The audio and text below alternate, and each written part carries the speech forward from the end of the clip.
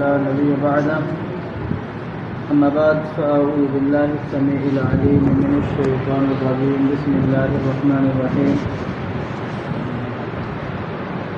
والذين يمسكون بالكتاب وأقاموا الصلاة إنا لا نضيع أجر المصلحين. اور وہ لوگ جنہوں نے چھوڑ دیا کہ مسک کر دیا بالکتاب کتاب کو، وہ اقام الصلاۃ، اور وہ لوگ جنہوں نے کتاب کو پکڑا اور وہ اقام الصلاۃ اور نماز کو قائم کیا. انا لا نضيع اجر المصلحین. اللہ فرماتا ہے کہ ہم نہیں ضائع کرتے مصلحین جو نیکوکار لوگ ہیں ان لوگوں کا اجر. گزشتہ آیات میں آپ حضرات نے سماعت فرمایا کہ اللہ رب العالمین نے یہود کی مذمت کو بیان فرمایا ہے کہ یہ لوگ اللہ رب العالمین کی نافرمان قوم ہے، اس وجہ سے کہ یہ بار بار کثرت سوال کرتے ہیں، ہیلے بہانے تلاش کرتے ہیں اللہ کے حکم سے جان چھڑانے کے لیے، اور انہوں نے پیغمبروں کو ناحق قتل بھی کیا. ان کے بڑے بڑے جرم تھے، اور پھر اللہ رب العالمین جو حکم ان پر نازل کرتے ہیں تو ان کی طاقت یہ کوشش ہوتی ہے کہ کسی نہ کسی طریقے سے اس حکم سے جان چھڑائی جائے یا جان بچائی جائے.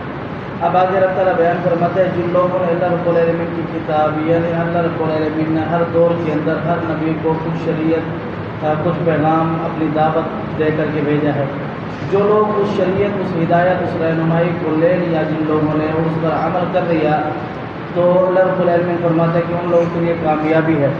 اور پھر فرمایا کہ اپنی امت جناب محمد رسول اللہ صلی اللہ علیہ وسلم کی امت کے لیے بھی اللہ رب العالمین نے ان لوگوں پر جو کتاب کو قرآن پاک نازل فرمایا ہے اور ان لوگوں نے اس پر عمل کر لیا، اس کو پکڑ لیا، اس کے ساتھ ساتھ قرآن پاک کے ساتھ ساتھ نماز قائم کر لی.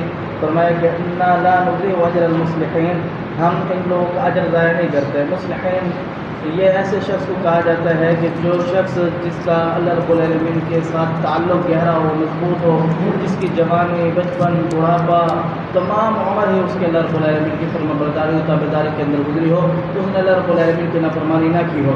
رب تعالیٰ بیان فرماتے ہیں کوئی جگہ پر کہ انسان کی کامیابی کا جو راز ہے جو اللہ رب العالمین کے ہاں ہے وہ یہ ہے کہ بندہ اللہ اس کے رسول کے ساتھ جو اس کی شریعت ہے اس کا ساتھ مخلص ہو، اس کے ساتھ کسی اور کو شریک نہ کرے. اللہ رب العالمین کے ساتھ سنت رسول ہے، اس کے علاوہ کسی اور چیز کی طرف نہ جائے. جب ان دو چیزوں کی طرف انسان اپنا عقیدہ بنا لے گا، انہیں مضبوطی سے پکڑ لے گا، تھام لے گا، فرمایا کہ یہ انسان کی کامیابی ہے. اور دوسرا فرمایا کہ نماز دین اسلام کا دوسرا رکن ہے. نماز کی اسلام کے اندر بڑی اہمیت ہے، اور نماز اللہ رب العالمین کے ہاں تمام عملوں میں سب سے عظیم عمل ہے. آپ علیہ السلام سے پوچھا گیا کہ اللہ رب العالمین کے ہاں سب سے بہترین اور سب سے افضل عمل کون سے؟ آپ علیہ السلام نے فرمایا الصلاۃ علی وقتہا.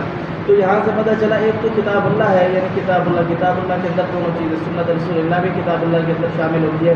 بعض مفسرین نے لکھا ہے کہ کتاب سنت رسول یعنی حدیث مبارکہ یہ بھی اللہ رب العالمین کا ہی کلام ہے، لیکن اللہ رب العالمین نے وحی کے ذریعے سے محمد رسول اللہ صلی اللہ علیہ وسلم کو بتلایا. یہی وجہ ہے کہ اللہ پاک قرآن پاک کے اندر فرماتا ہے وما ينطق عن الهوى، اس وقت تک پیغمبر زبان نہیں ہلاتا جس وقت تک ہماری طرف سے ان کو وحی نہیں کی جاتی. تو وہی جو سنت رسول ہے وہ بھی اللہ رب العالمین کا کلام ہے، اس پر بھی بنوان عمل کرنا ضروری ہے.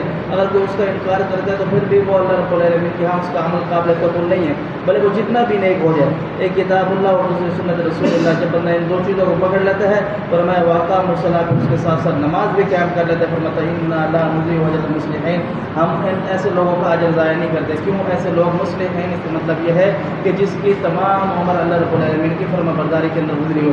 یہاں پتہ یہ چلا جس نے قرآن کے اوپر عمل کیا، سنت رسول کے اوپر عمل کیا، ساتھ ساتھ اس کے پھر نماز قائم کر لی. فرمایا کہ اللہ کا کلام یہ کہتا ہے کہ اس کی تمام عمر کیا ہے؟ اللہ رب العالمین کی فرمانبرداری اور تابعداری کے اندر گزری ہے. اللہ سمجھنے عمل کی توفیق دے. قل قولی ھذا استغفر اللہ لی ولکم ولسائر المسلمین.